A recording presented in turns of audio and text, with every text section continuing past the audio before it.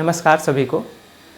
आज मैं इस डीकेटी के प्लेटफॉर्म को धन्यवाद देना चाहूँगा क्योंकि इसके थ्रू आज मैं अपना सिविल सर्विसेज एग्जामिनेशन प्रिपरेशन का एक्सपीरियंस आप सबके साथ शेयर कर पाऊँगा।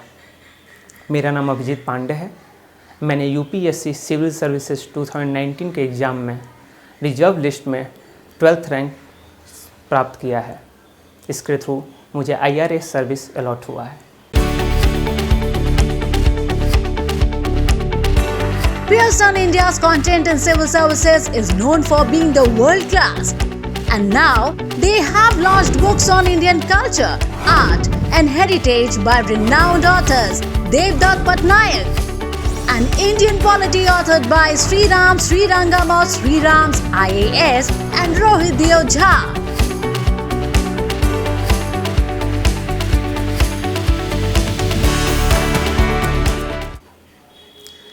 2019 में ही मैंने UPPCS का भी एग्ज़ाम दिया, जिसमें मुझे मेरा चयन डिप्टी जेलर के पोस्ट पर हुआ है। मैंने 2018 में UPSC CAPF का एग्ज़ाम दिया था, जिसके थ्रू मुझे 68th रैंक प्राप्त हुआ और उसके तहत मैं CISF में एज एन AC ट्रेनिंग कर रहा था।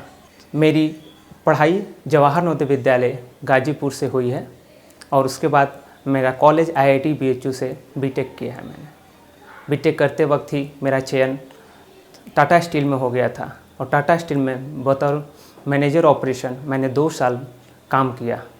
फिर मार्च 2018 में सिविल सर्विसेज के प्रिपरेशन के लिए मैंने जॉब रेजिग्नेशन देकर दिल्ली में आकर प्रिपरेशन करना स्टार्ट किया। मैं अपना ये सिविल सर्विसेज प्रिपरेशन मैंने ये कैसे किया और मैंने इन विभिन्न परीक्षाओं को कैसे उत्तीर्ण किया, मैं ये सब आपके साथ साझा करूँगा। किसी भी प्रिपरेशन या तैयारी में जो मेरा मानना है कि पहले UPSC सिविल सर्विसेज को 2 साल बहुत सीरियस और सिंसियर अटेम्प्ट देना चाहिए। मैंने 2 साल इसको प्रॉपर तैयारी की, 2 अटेम्प्ट्स दिए बहुत सिंसियरली। और इस प्रिपरेशन में मैं मानता हूँ कि कुछ पिलर्स हैं जो आपके लिए वर्क करते हैं। मेरे प्रिपरेशन स्ट्रैटेजी में जो सभी लोग बताते हैं, सबसे पहले जो फाउंडेशन क्रिएट करता है वो हमारी NCERT टेक्स्ट बुक्स होती हैं। NCERT टेक्स्ट बुक से हमें, चूँकि हम लोग इंजीनियरिंग बैकग्राउंड से आते हैं तो हमें सोशल साइंसेस का बिल्कुल ही ज्ञान नहीं होता है, तो NCERT टेक्स्ट बुक्स हमें ये सोशल साइंसेस के बारे में बताती है। तो सबसे पहले फाउंडेशन बुक्स NCERT, उसके बाद सभी टॉपिक्स पर हमारे पास नोट्स होने चाहिए। मैंने सभी टॉपिक्स के नोट्स बनाए। इसके बाद ये बेसिक प्रिपरेशन स्टार्ट होने के बाद फिर हमें इनका प्रैक्टिस करना चाहिए, क्योंकि एट द एंड हमें एग्ज़ाम में क्वेश्चन सॉल्व करना है। तो जैसे प्रीलिम्स के लिए जब भी प्रीलिम्स होता था उससे पहले 50 से 60 टेस्ट सीरीज सॉल्व करना, मेंस होने से पहले 20 से 25 मेंस के टेस्ट सीरीज सॉल्व करना। तो इससे ना हमें प्रैक्टिस होती है बल्कि हमारी गलतियाँ क्या हैं, हम कहाँ मिस्टेक कर रहे हैं वो हमें पता चलता है। और test series not just for the sake of writing test but also for getting is reviewed by various persons. और ट्राई करना चाहिए कि जो ऑलरेडी सेलेक्टेड हैं, जो अच्छे हमारे टीचर हैं, उनके साथ हम अपने टेस्ट का रिव्यू कराएं। तो उनके फीडबैक्स को जब हम अच्छे से इम्प्लीमेंट करते हैं तो हमें अपनी कमियां पता चलती हैं। उसी प्रकार जब ये हमारा बेसिक रेडी हो जाए और जब हम 1-2 अटेम्प्ट बहुत अच्छे से दे लें, बहुत सिंसियरली दे लें, तब हमें किसी और एग्ज़ाम्स के बारे में सोचना चाहिए। जैसे मैंने 2017 का अटेम्प्ट दिया, जो मैं उस समय जॉब में था, उतनी अच्छी प्रिपरेशन थी नहीं, फिर भी मैंने उस अटेम्प्ट में दिया और उसमें मेरा प्रीलिम्स हुआ लेकिन मेंस क्वालिफाई नहीं हुआ। 18th में जब मैं जॉब छोड़ कर आया था तब मैंने 18th का प्रिपरेशन दिया, प्रीलिम्स दिया, मेंस में उसमें नहीं हुआ, क्योंकि उसमें कुछ मेरी कमियां थी। जो ये पिलर्स मैं बता रहा हूँ, उस पिलर्स में कुछ कमियां थी। 3rd अटेम्प्ट में मैंने इन अपनी कमियों को सुधारते हुए, इन पिलर्स को स्ट्रेंथन करते हुए जब मैंने इनको फॉलो किया तो मुझे मेरा सिविल सर्विसेज में चयन हुआ। इसी दौरान एक बहुत महत्वपूर्ण चीज़ थी जो मुझे कॉन्फिडेंस दिया और बूस्टअप दिया। मैंने CAPF का एग्जामिनेशन 2018 में दिया था। जब मेरा सिविल सर्विसेज मेंस एग्जामिनेशन 2018 में नहीं हुआ था, दिसंबर के मंथ में रिजल्ट आया था, तो I was sad, means I was not able to recognize that where I made mistakes, because after results हमें पता नहीं चलता है कि कहाँ मिस्टेक्स हुए हैं। तो हम उस समय केवल सैड में होते हैं, फिर हम जब बाद में एनालाइज करते हैं तब हमें मिस्टेक्स पता चलते हैं। लेकिन एक अच्छी चीज़ क्या हुई कि नेक्स्ट ईयर 2019 में जनवरी में CAPF का रिजल्ट आया और जिसमें मेरा सिलेक्शन हो गया था। तो उस वजह से क्या हुआ, मुझे वो कॉन्फिडेंस और बूस्टअप मिला जो मुझे सिविल सर्विसेज के एग्जामिनेशन के बाद नहीं था। और उस कॉन्फिडेंस से फिर मैंने अपने आप को एनालाइज किया, तो मुझे 18th के अपनी मिस्टेक्स को पता चला। फिर उनको मैं उस मिस्टेक्स को सुधारते हुए फिर मैंने 19th का अटेम्प्ट, जिसमें मेरे हिसाब से जो मेरे मिस्टेक्स थे कि जैसे मैंने टेस्ट सीरीज़ का प्रैक्टिस कम किया था, मैंने कम टेस्ट दिए थे मेंस स्पेसिफिकली, तो उस टेस्ट के नंबर को संख्या बढ़ाना, उसके पीयर रिव्यू कराना, टीचर से रिव्यू कराना, तो वो मुझे हेल्प किया। तो यहाँ पर CAPF का रिज़ल्ट मेरे लिए बहुत हेल्प किया। और ऐसा नहीं कि CAPF के लिए मैंने बहुत अलग से तैयारी की थी। तो CAPF के लिए बेसिक जो पैटर्न है कि एक दिन एग्ज़ाम होता है, पहला पेपर होता है GS का ऑब्जेक्टिव पेपर होता है, फिर सेकंड पेपर होता है जनरल स्टडीज़ का, मोस्टली इंग्लिश पूछा जाता है उसमें, जो आपका सब्जेक्टिव होता है। तो ये अगर आप अपना UPSC का प्रिपरेशन अच्छे से किए हैं तो पेपर 1 और पेपर 2 क्वालिफाई हम कर सकते हैं। उसके बाद होता है उसमें फिजिकल होता है, तो फिजिकल आई थिंक थोड़े से प्रैक्टिस से सब लोग क्लियर कर सकते हैं। और उसके बाद नेक्स्ट स्टेज उसमें होता है इंटरव्यू। जब मेरा CAPF का इंटरव्यू था उस समय मेरा मेंस 2019 आ चुका था। मेरा इंटरव्यू अराउंड जुलाई में पड़ा हुआ था। तो अब ऐसा नहीं कि मैं केवल इस इंटरव्यू के लिए पढ़ूं या केवल उस मेंस के लिए पढ़ूं। मेरा ये मानना था कि जब मैं किसी फॉर्म को भरा हूं तो उसके लिए मुझे प्रिपरेशन करना है। तो यहाँ पर आता है टाइम मैनेजमेंट का रोल। यहाँ पर मेरा full focus UPSC civil services के मेंस पर था। और फिर मैंने इंटरव्यू की तैयारी के लिए अपना मेंटली इंटरव्यू की तैयारी करना शुरू किया। जैसे सोने से पहले विजुलाइज करना बोर्ड्स को, CAPF के इंटरव्यू के लिए बोर्ड्स को विजुलाइज करना, कैसे मैं आंसर दूंगा, इंटरनल सिक्योरिटी स्पेसिफिक क्वेश्चंस पढ़कर। तो ये सब लीडरशिप के क्वालिटीज़ पढ़कर, क्योंकि मोस्ट ऑफ द क्वेश्चंस वो लोग वहाँ लीडरशिप ढूंढते हैं, इंटरनल सिक्योरिटीज़ के प्रॉब्लम्स देखते हैं। तो वो सबको एनालाइज करते हुए मैं with the mains preparation of 2019 मैंने CAPF का इंटरव्यू का प्रिपरेशन, मेंटल प्रिपरेशन किया था। तो ये टाइम मैनेजमेंट वहाँ पर बहुत बड़ा रोल निभाता है। And that paid me of. After जब CAPF का रिजल्ट आ गया तो that gave me a sense of security. फिर मैंने UPSC सिविल सर्विसेज मेंस 2019 दिया और फिर उसके बाद हमारा CAPF का रिजल्ट भी आ चुका था। अगस्त 2019 में रिजल्ट आ चुका था जिसमें मुझे CTH रैंक मिला था। तो वो रिजल्ट मुझे बहुत बूस्टअप किया और उस रिजल्ट से आई थिंक मेरे मेंस में बहुत हेल्प हुआ। क्योंकि मुझे ऐसा लगता है जब सिलेक्शन होता है तो आपकी 2 चीज़ें आपके साथ होती हैं अच्छी। एक ये होता है कि आपको वो सेंस ऑफ सिक्योरिटी आ जाती है, क्योंकि अभी जब हम लंबा प्रिपरेशन करते हैं, जब हमारा बैक टू बैक हमारे सिलेक्शंस नहीं होते हैं, तो there are chances that we become sad, we go into depression. तो वो उससे निकालने में मुझे हमारा कोई भी सिलेक्शन हमारा हेल्प करता है। दूसरा, ये हमें कॉन्फिडेंस देता है कि जब हमने ये किया है तो ये भी कर सकते हैं, इससे थोड़ा सा और एफर्ट देंगे तो वो हो जाएगा। तो इस तरह CAPF में थोड़े से मॉडिफिकेशन करने से, प्रीलिम्स के समय थोड़ा बहुत मॉडिफिकेशन करने से, फिजिकल के समय बस मैं सुबह 1 आवर देता था, जाकर रनिंग कर लेता था, रनिंग या जो भी 2-4 इवेंट्स होते हैं उसको मैं कर लिया। और फिर इंटरव्यू के समय मैंने मेंटली इंटरव्यू का प्रिपरेशन किया। तो उस तरह CAPF का हो गया। फिर मैंने UPPCS उसी समय 2018 में UPPCS का पैटर्न चेंज हुआ था, लेकिन 18 में I was fully focused on UPSC civil services. तो फिर मैंने 18 में अटेम्प्ट नहीं दिया। 19th में मैंने सोचा कि UPPCS भी देना है। तो UPPCS एग्ज़ाम में एक सबसे अच्छा बेनिफिट मुझे क्या मिला था कि उस समय जो UPPCS का प्रीलिम्स था वो दिसंबर 2019 में था। तब तक मैंने मेंस का एग्ज़ाम दे चुका था और there was enough time, around 2 months of time was there. तो मैंने उस टाइम को यूटिलाइज़ करते हुए UPPCS का प्रीलिम्स वो थोड़ा UPSC के प्रीलिम्स से थोड़ा डिफरेंट होता है। Different not in terms of questions but the quality of questions.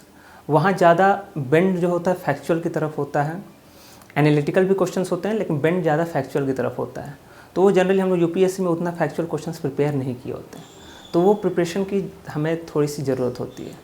तो जैसे जो फेमस मैगजीन्स होते हैं करंट अफेयर के, जो फैक्चुअल रिलेटेड क्वेश्चन जो जिससे UPPCS में क्वेश्चंस पूछे जाते हैं, उन मैगजीन्स को मैंने मार्केट से लाया और फिर मैं उनको पढ़ना शुरू कर दिया। और उसी का बेनिफिट हुआ कि मेरा प्रीलिम्स UPPCS का हो गया। फिर यूपी पीसीएस का प्रीलिम्स हुआ, फिर उसके बाद मैंने यूपी पीसीएस का जो मेंस आया था सितंबर में हुआ था, लॉकडाउन के बाद जब सितंबर में हुआ था। तो उस लॉकडाउन में तो सबकी तैयारी नॉर्मली हुई, मेरी भी तैयारी वैसी ही नॉर्मल चली। लेकिन जब मेंस आया तो मैंने थोड़ा सा एफर्ट लगाया और यूपी पीसीएस का मेंस हुआ। तो ये मैं बताना चाह रहा हूँ कि यूपीएससी के पैटर्न पर, यूपीएससी का जो सिविल सर्विसेज का पैटर्न है, उसी पैटर्न पर हम कैसे और एग्ज़ाम्स को भी निकाल सकते हैं। और एक चीज़ मैं इसमें क्लियरली जो मैंने फील किया है कि जब हम एक प्रिपरेशन करते हैं तो हमें बहुत डिविएट नहीं होना है।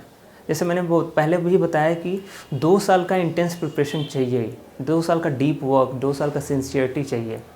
और जब हम वहाँ 1-2 अटेम्प्ट दे लेते हैं तब हम यहाँ आ सकते हैं, वो भी जब हमारा इकोनॉमिक सिचुएशंस ऐसा डिमांड करें। तो जब हम कैपेबल हैं कि हम यूपीएससी का सिविल सर्विसेज और अटेम्प्ट दे सकते हैं without tension, without going into sad mode, हम अगर दे सकते हैं तो हमें यूपीएससी में सिंगल फोकस टनल विजन करके प्रिपरेशन करना चाहिए।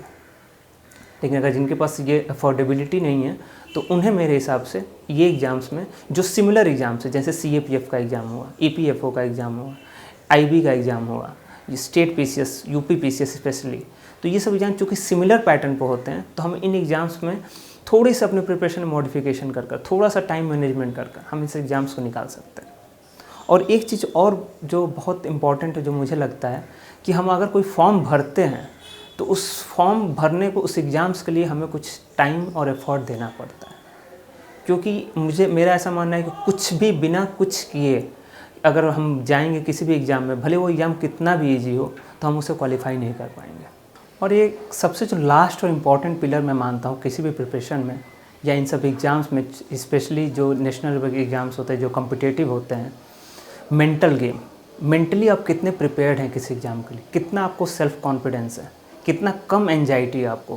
Because on the day of prelims you have prepared hard for 1 year 2 year, and when you are going to give prelims examination which is just for 2+2 hours, जहाँ आपको अपना पूरा knowledge show करना है, there is bound that some person will get anxiety and they will feel under confident while attempting the paper. बस यहीं पर हमें मेंटल स्ट्रेंथ की ज़रूरत होती है। CISF में जब मैं ट्रेनिंग भी कर रहा था तो वहाँ जब हम लोग मैराथन दौड़ते थे या हम लोग बहुत सारा वेपन्स और सैंडबैग लेकर दौड़ते थे, तो उसमें जो वो लंबी दौड़ी करते थे तो उसमें सबसे ज़्यादा इंपॉर्टेंट होता था मेंटल प्रिपेयर्डनेस। कितना हम लोग मेंटली प्रिपेयर्ड हैं। अगर हम सोचते थे कि हम ये कर लेंगे तो हम कर पाते थे, हम उतना दौड़ पाते थे, हम उतना रनिंग कर पाते थे। सेम चीज़ ये सेम प्रिपरेशन में भी अलाउ करता है, इम्प्लीमेंट होता है।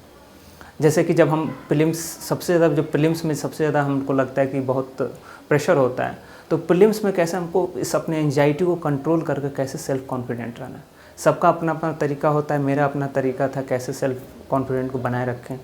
क्योंकि ये जो कॉन्फिडेंस होता है ना उस एग्ज़ाम के दिन, वो सबसे ज़्यादा इंपॉर्टेंट होता है। आपकी सारी मेहनत उस कॉन्फिडेंस और उसके प्रिपरेशन पर डिपेंड करती है। जितना ही आप प्रिपेयर्ड रहोगे उतना ही आपको कॉन्फिडेंस भी आता है। और अगर आप थोड़े से अंडर प्रिपेयर्ड भी हैं तो आपको मेंटली आपको बोलना पड़ेगा कि हम प्रिपेयर्ड हैं। तो जैसे 3 Idiots में आमिर खान भी बोलते हैं कि ऑल इज़ वेल, तो बस मेंटल प्रिपेयर्डनेस की बात होती है। तो मेंटल प्रिपेयर्डनेस से हम अपने जो बेस्ट, हमने जो पढ़ा हुआ है, ऐसा नहीं जो हम नहीं पढ़े हैं वो कर पाएंगे, लेकिन जो हमने पढ़ा हुआ है, जिसकी हमने प्रैक्टिस की है, उसका हम इम्प्लीमेंटेशन एग्ज़ाम में कर सकते हैं। और हमें बस उतना ही चाहिए, क्योंकि हम पढ़ते बहुत हैं, बस एग्ज़ाम में हमको उतना अपना प्रिपेयर्डनेस दिखाना होता है, एग्जामिनर्स को दिखाना होता है। और जब हम दूसरे एग्ज़ाम्स भी देते हैं, जैसे मैं यूपी पीसीएस का मेंस की बात कर रहा हूँ, जीएस का प्रिपरेशन मैं कर नहीं पाया था, उतना हो भी नहीं पाया था, लेकिन मेरे अंदर एक कॉन्फिडेंस रखना कि मैंने चूँकि यूपीएससी का मेंस लिखा हुआ है तो उस बेसिस पर मैं यूपी पीसीएस का भी मेंस लिख सकता हूँ। तो वो कॉन्फिडेंस अंदर होना चाहिए, उस कॉन्फिडेंस से आंसर्स आपके पेन से निकलते जाते हैं। तो ये कॉन्फिडेंस रहना बहुत ज़रूरी होती है।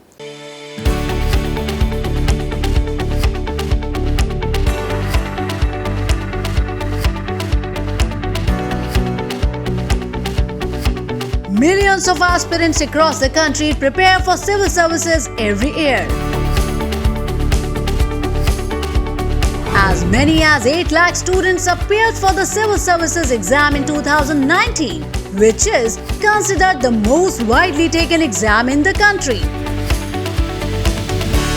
Pearson India's content in civil services is known for being the world class.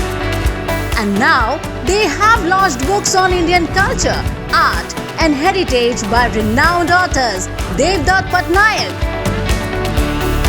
an Indian polity authored by Sriram Srirangam or Sriram's IAS and Rohit Deo Jha. 25 years ago, I had given a UPSC exam.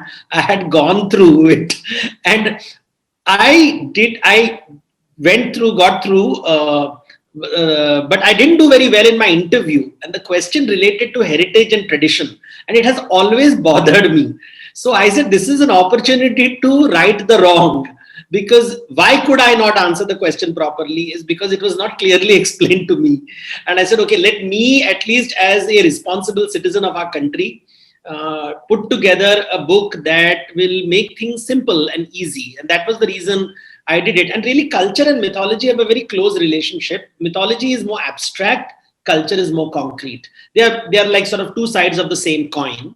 So I focused more on the abstract aspects. I enjoy it, and I realized I was not paying attention to the material aspects of the culture, and that happened around the same time. My friends who are experts in museum craft and experts in museums were telling us how they struggle to get information out to young people. So all came together, and this was a great opportunity for me to also streamline my thoughts. So I took the opportunity, and it took some time, but it did.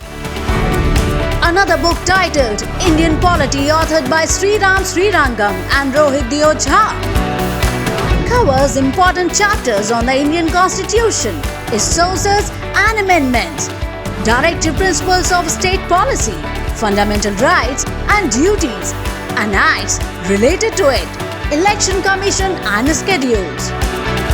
Given the fact that polity has significant weightage in the exam, it can make or break your progress. So it matters quite a bit that we are, in tune with the changes. My idea, dream, desire, whatever, is to make my students feel utterly comfortable with the book. Lectures are there to back it up. Q&A is there. WhatsApp is there. Everything is there so that you are on track to making it. But the book should give you so much relief that you should dance and sing at the end of the day after finishing a chapter.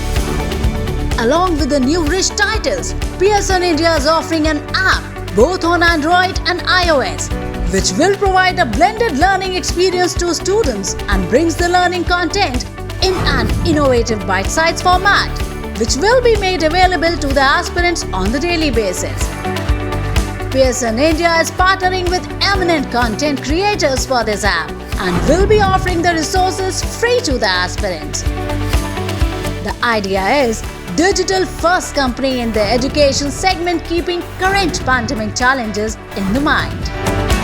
Over the last 1 year, during the pandemic right through, like anyone else, we were also confronted with a lot of challenges in terms of how to deliver solutions, because schools were not working, institutes were not working, students were at home stuck, educators were not able to do face-to-face teaching, etc. So largely the online mode, but the challenge was how do you still keep the learning curve intact? So whether it is K-12, the higher ed, test preparation is what we are focused on today, and professional educations. I think Pearson took this lead of creating this entire online ecosystem, and we're happy to share that across India, we were able to connect with more than 10,000 teachers through various online training interventions, workshops, webinars, etc., which actually greatly helped the teachers to deliver the process of learning to the students. So that was a great experience and learning for us, because we also had to sort of quickly develop this capability, imbibe and move forward. But if you look at specifically the test prep segment, I think apart from the postponement of the various cycles, etc., the real challenge was how do you create capabilities and solutions for these high-stake exams, be it NEET or IIT, JEE, UPSC through great content and something where you can also build in assessment solutions, mock tests, and good amount of preparation resources so that the learners could take those exams being fully prepared. So this is yet another step in that direction. Very soon, both the books will be available for purchase on Amazon India.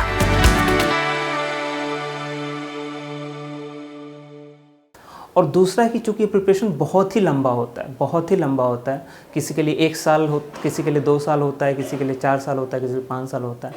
तो इसमें अपने आप को उस patience को कैसे बनाए रखना, अपने इस जो समटाइम्स जो बोर होना हुआ, चाहे लॉनलीनेस फील होना, इससे कैसे अपने आप को रिकवर करना। तो इसमें हम लोग इसलिए इस प्रिपरेशन जो प्रोसेस होता है उसको एंजॉय करना पड़ता है। सब लोग बोलते हैं प्रिपरेशन प्रोसेस को एंजॉय करना, ये कैसे एंजॉय करना है। तो मेरा जो तरीका होता था कि मैं छोटे छोटे सेल्फ टारगेट्स रखता था। छोटे छोटे टारगेट्स जैसे कि मुझे आर्ट एंड कल्चर पढ़ना है मंडे टू थर्सडे के बीच में, 4 दिन का मैंने टारगेट लग लिया। और when I complete my art and culture topic by Thursday evening, I PAT my self and I can relax for half day. तो इस तरह से मुझे वो हैप्पीनेस हमेशा रहता था, चाहे वो रिलैक्स में जो भी जिसका जैसा वर्क करता हो, वेब सीरीज़ या कॉमेडी वीडियोस देखना या कुछ मूवीज़ देख लेना, तो वैसे मैं अपने आप को रिलैक्स कर लेता था। तो मुझे ऐसा लगता है कि ये जो पिलर्स थे मेरे प्रिपरेशन के, इन्होंने मुझे हेल्प किया, जिसके थ्रू मैं इन एग्ज़ाम्स को क्वालिफाई कर पाया। मैं आपको एक बार समराइज़ करूँगा जो कि इन सब एग्ज़ाम्स को कब देना चाहिए और कैसे देना चाहिए। जो मेरा मेन पिलर्स ऑफ प्रिपरेशन था उसको सिंसियरली हमें 2 साल करना चाहिए। उसके बाद अगर सिचुएशन डिमांड करता है कि हमें और एग्ज़ाम्स देना चाहिए कि नहीं देना चाहिए, अगर वो स्टैग्नेशन आ रहा है हमारे प्रिपरेशन में, तब हमें दूसरे एग्ज़ाम्स दे सकते हैं।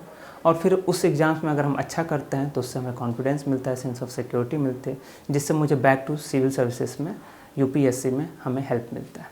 लास्ट में मैं दिल्ली नॉलेज ट्रैक को धन्यवाद देना चाहूँगा कि उन्होंने मुझे प्लेटफॉर्म दिया, और शायद आप लोग मेरे एक्सपीरियंस से थोड़ा बेनिफिट होंगे। Thank you.